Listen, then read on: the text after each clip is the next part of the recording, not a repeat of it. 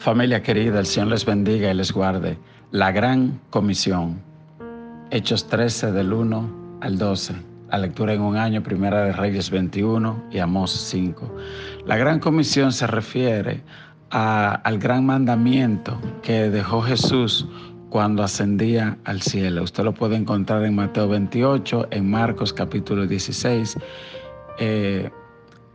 Uno tiene que imaginarse a un padre que se va de viaje y que le deja una última encomienda a sus hijos. Casi ya el hombre con un pie en el avión y mira hacia atrás y le hace ese encargo final a sus hijos.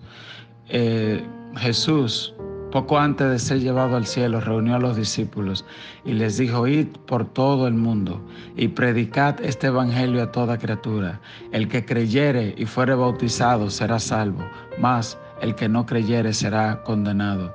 Y estas señales seguirán a los que creen. En mi nombre echarán fuera demonios, pondrán sus manos sobre los enfermos y sanarán, dice la palabra de Dios. Y él le dijo: he aquí os doy autoridad para hollar serpientes y escorpiones y nada les dañará. Eso es la gran comisión, la autoridad delegada de Dios, el acompañamiento del Espíritu Santo para alcanzar las almas, para hacer guerra espiritual, para quitar las almas al diablo que no le pertenecen. Satanás es un usurpador. Fíjese cómo dice la Biblia, que cuando el espíritu inmundo es echado fuera, dice: volveré a mi casa. Él al cuerpo del hombre humano quiere llamarle mi casa, cuando el diablo no tiene cuerpo porque es un espíritu inmundo. ¿Ok? Y entonces él no tiene parte ni suerte. Gloria a Dios. Y uno puede reprenderlo en el nombre de Cristo y no participar de las obras de las tinieblas. ¿Ok?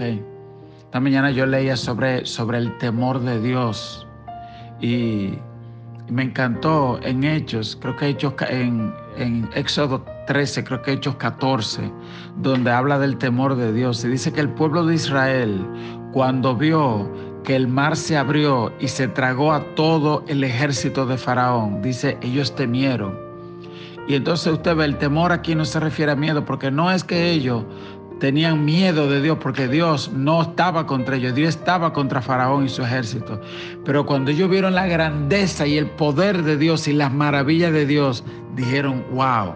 Y entonces ese temor, esa reverencia, que tú sabes de su grandeza, eso te impide pecar, porque tú sabes quién es Dios.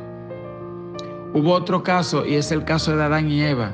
Cuando ellos pecaron, dice la Biblia que ellos tuvieron temor y se escondieron. Entonces ya eso es miedo. ¿Por qué? Porque Dios es amor, pero también Él es justicia. Y también Él es santo. Y la santidad no tiene que ver nada con el pecado. Entonces cuando uno anda en desobediencia, el temor de Dios hace que uno quiera salir corriendo, o el miedo por el pecado hace que uno quiera salir huyendo. ¿Ok? Porque dentro de uno el diablo engaña a uno y te hace pecar, pero después que pasa el efecto del engaño, entonces tú sientes lo que viene. Y lo bueno, el temor de Dios lo que hace es que antes de eso tú dices: no, ¿cómo yo voy a hacer eso? Y después es que Dios lo ve todo. Y lo otro que hace el temor de Dios es que hace que la gente le alabe y reconozca su grandeza, como Miriam y Moisés, que lo alabaron, y el ángel en el Apocalipsis 14 que dice: temed a Dios y dadle gloria, porque la hora de su juicio ha llegado, y adorad a aquel que vive. Amén. Eso es otra cosa que hace el temor. El temor hace que uno obedezca a Dios y uno recibe esa protección de Dios. Dice la Biblia que en el libro de Hechos capítulo 13, en el verso 1 nos dice: había entonces en la iglesia que estaba en Antioquía profetas y maestros: Bernabé, Simón, el que se llamaba Níger, Lucio de Cirene, Manaén, el que se había criado junto con Herodes, el tetrarca, y Saulo. Ministrándose estos al Señor y ayunando, dijo el Espíritu Santo: apartadme a Bernabé y a Saulo para la obra que los he llamado. Entonces ellos, habiendo ayunado y orado, les impusieron las manos y los despidieron. Fíjense que a partir del capítulo 13 del libro de Hechos, la Biblia empieza a hablar ahora de una iglesia que estaba en Antioquía, es decir, en Turquía, no en Jerusalén, en Turquía. Era una iglesia donde habían, cuando usted ve los nombres, habla de Cirene, etc. Cirene es lo que hoy le llamamos Libia. El cireneo que ayudó a Jesús era de Libia, era un africano de Libia. ¿Ok? Y allá en Antioquía, es decir, lo que hoy es Turquía, allá había una iglesia muy poderosa y había mucha gente que no eran judíos, gentiles. Habían judíos, pero también personas que no eran judíos. Y en esa iglesia dice la Biblia que había un tiempo de ayuno y oración, y en medio de ese ayuno y oración el Espíritu Santo se manifiesta y dice: apártame a Pablo, a Saulo y a Bernabé, que lo voy a enviar a una obra. El Espíritu Santo no da más detalles, pero la iglesia, en medio del ayuno, los líderes de la iglesia imponen la mano sobre Pablo y Bernabé y dice: y los despidieron. Luego dice en el verso 4, ellos entonces, enviados por el Espíritu Santo, descendieron a Seleucia y de allí navegaron a Chipre, unos 140 kilómetros. Y llegaron a Chipre, que es la ciudad natal de Bernabé. Y dice: llegados a Salamina, anunciaban la palabra de Dios en las sinagogas de los judíos. Y tenía también a Juan de ayudante. Ese es el que le llaman Juan Marcos, el autor del libro de Marcos. Y habiendo atravesado toda la isla hasta Pafos, hallaron a cierto mago, falso profeta, judío, llamado Bar Jesús. La palabra Bar en arameo significa hijo, y Jesús, ya usted sabe, el hijo de Jesús se llamaba él. Entonces, por eso es que Barrabás significa el hijo del Padre. Bar es padre y Bar es hijo y padre, y Abba es padre. Bar Abba o Barrabás significa el hijo del Padre. ¿Ok? Entonces ese hombre malo que había ahí tenía un nombre bien extraño.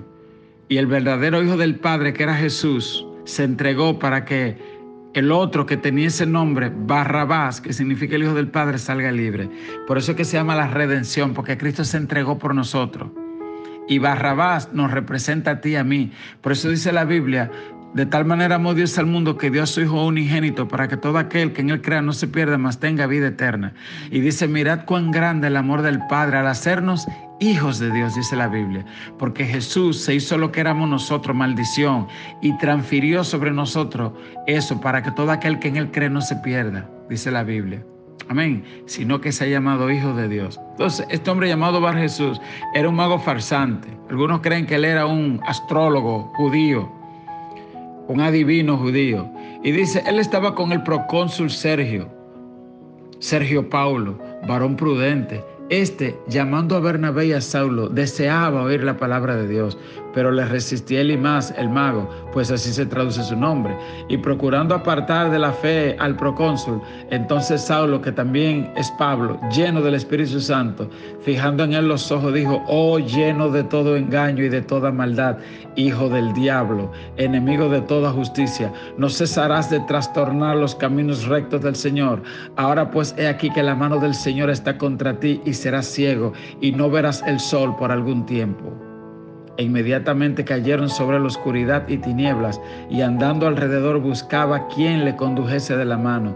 Entonces el procónsul, viendo lo que había sucedido, creyó, maravillado de la doctrina del Señor. ¡Wow!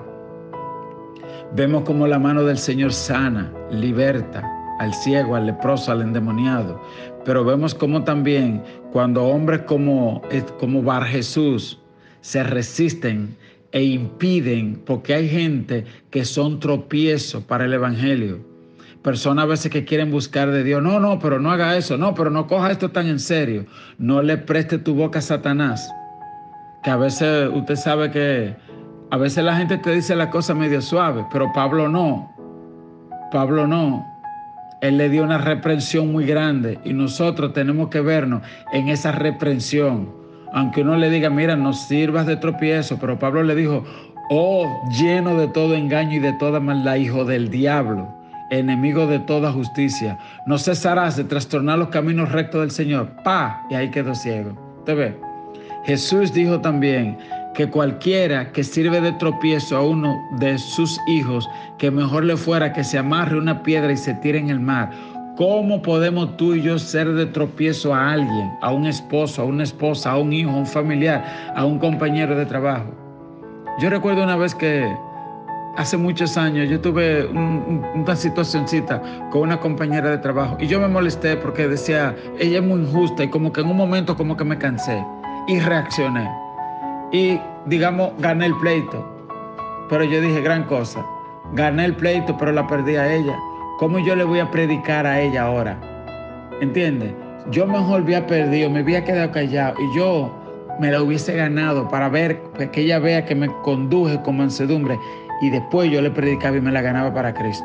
Entonces yo aprendí eso ese día. ¿Ok? A veces, como dice la Biblia, todo lo justo, todo lo bueno. Hay cosas a veces que son justos pero que no son buenos, que no conviene. Hay momentos que tú no tienes que estar reclamando tu justicia en ese momento.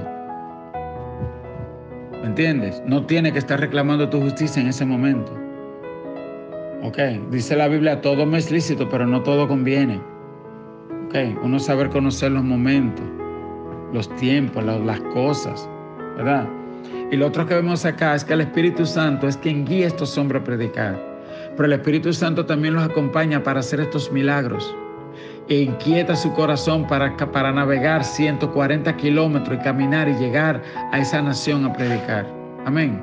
Que el Señor nos ayude a también cumplir en este tiempo con la gran comisión, a no descuidar el llamado, porque a veces como iglesia nos enredamos en muchas cosas sociales, pan para el hambriento, un operativo médico, a llevar esto aquí, a llevar esto allá. Todo eso está bien, pero la labor de la iglesia es predicar la palabra de Dios.